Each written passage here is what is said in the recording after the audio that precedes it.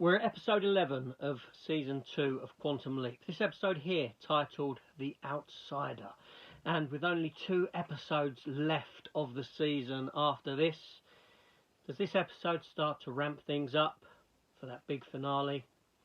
Or is it another damp squib of an episode that can be forgotten? Let's find out in my review here and now.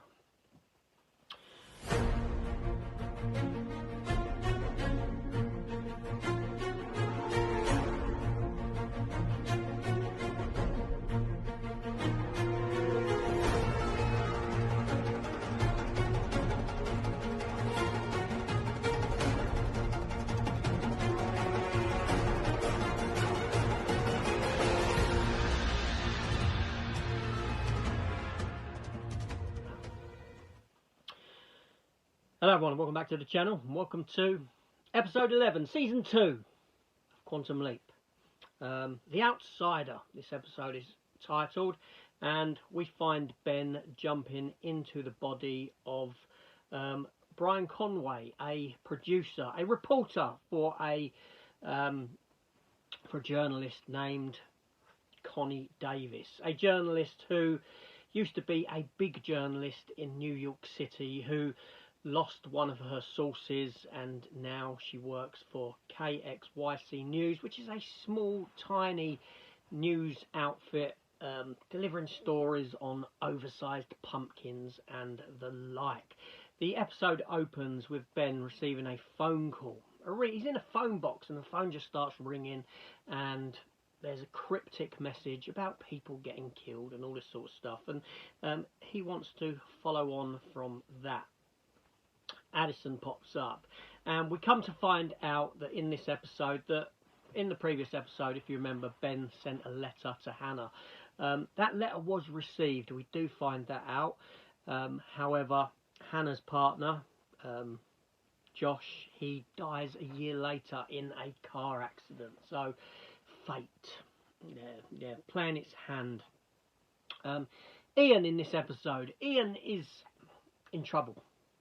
At the end of last episode, Gideon Ridge showed up because of Ian using his chip, and Ian's got to face the consequences of this. He admits to everything that he has done, and this leads to Quantum Leap still being allowed to use the chip. However, someone has to take the fall for it. Someone has to land on their sword. There's got to be a head on a platter, and it can't be Ian, because Ian is required in Quantum Leap to bring Ben home. Tom is assigned as DoD representative to investigate what has gone on and make the decision and try and figure out whether they can keep Quantum Leap running or close Quantum Leap down. Now, back in the past, in the 80s, Ben and Connie Davis, they come to learn that there's a mole that's trying to give this information, and it's all to do with a place called Herbicor and this new weed killer that they've created, that some of the toxin elements in it cause lung cancer in people, tumours. But unfortunately, it would be far cheaper for the company to pay people off who have died, pay their relatives off, than remove this item from going to market. And it turns out that the actual what's the word I want to use, the mole, the person feeding this information, is a person called Robbie Barlow. His brother is Chet Barlow, and these are the 2 people who own Herbicor. My apologies. And it does look like that Robbie gets killed in a car explosion, only he's trying to run away from it, and this sort of stuff. So here we have an episode that's got a lot going on. There's a lot going on in this episode, in both the A story and the B story.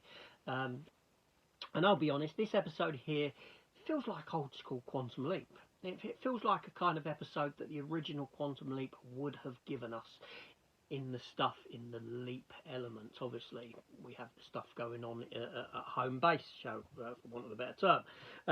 But both elements are strong in their own right. You've got the old school Quantum Leap in the 1980s.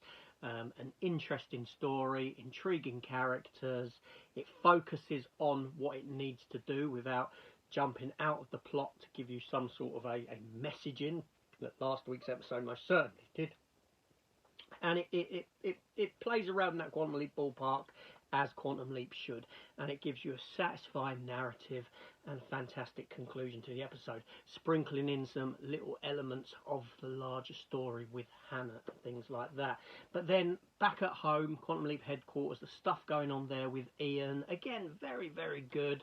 However, it's kind of signposted as to what is going on. The minute they say that Ian's got to stay, but someone's got to go, it's obvious what's going to happen with Magic, how that's going to play out. That was no surprise whatsoever.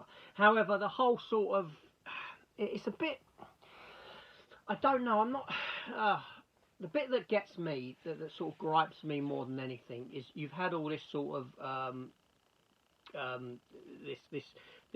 you had all this story about Ian and the chip and this other company and Gideon Ridge and all this sort of stuff going on, building up to them just saying, well, you can carry on using the chip.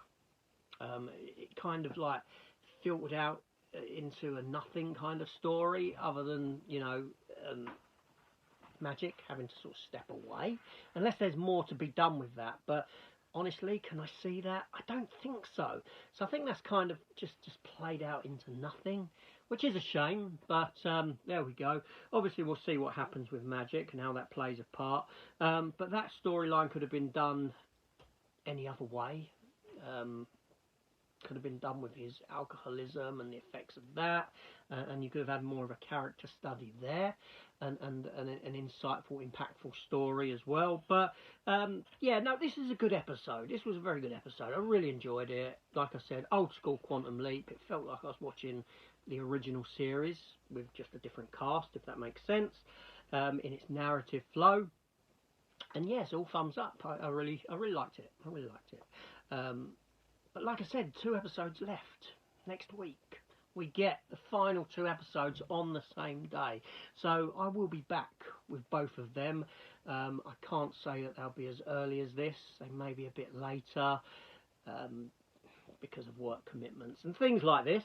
But I'll be there for them, inevitably. And then if we are lucky enough to get season 3, obviously I will be back for season 3. I'll be there with this show till the day it dies, and hopefully that's not next week. But anyway, let me know your comments down, your thoughts, your comments in the comments down below. Let me know your thoughts on this episode, whether you enjoyed it, whether you didn't enjoy it, and yeah, and hopefully I will see you next week for the 2 finale episodes. Sad day.